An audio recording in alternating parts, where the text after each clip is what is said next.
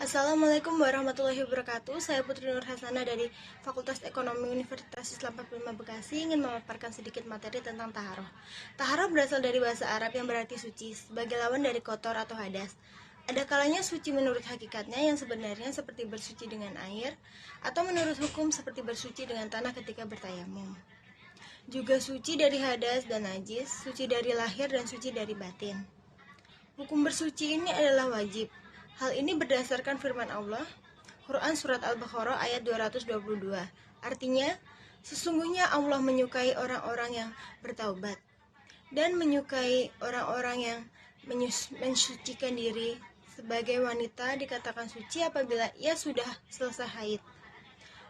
Pengertian suci di sini tergambar dalam firman Allah Quran Surat Al-Maidah ayat 6. Artinya, jika kamu dalam keadaan junub atau hadas besar, maka bersucilah. Firman Allah lagi dalam Quran Surat Al-Mudathir ayat 4 artinya, dan pakaianmu maka bersihkanlah. Firman Allah lagi Al-Baqarah ayat 25 artinya, di dalamnya surga ada istri-istri yang suci. Menurut istilah fikih, sebagaimana dikemukakan Abu Jaib Sabdi, bahwa taharoh adalah menghilangkan hadas atau najis yang menyebabkan menghalangi sholat, ibadah, dan sejenisnya, dengan air atau dengan tanah sebagai ganti air. Hadas dikenal dengan dua macam. Pertama, hadas kecil atau asgor, yaitu akibat mengeluarkan suatu dari kubul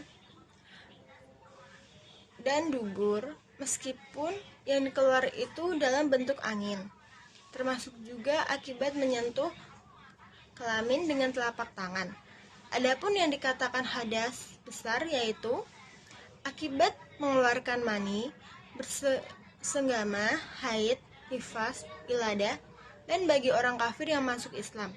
Dengan kata lain, disebut hadas kecil, yang apabila keadaan seseorang itu mesti disucikan dengan wudhu atau tayamum sebagai pengganti dari wudhu. Orang yang tidak berwudhu atau tayamum disebut berhadas kecil. Sedangkan hadas besar adalah suatu keadaan seseorang yang mesti disucikan dengan mandi dan atau tayamum. Bersuci dari hadas diperlukan 3 cara, yaitu dengan berwudu, mandi, dan tayamum sebagai pengganti wudu.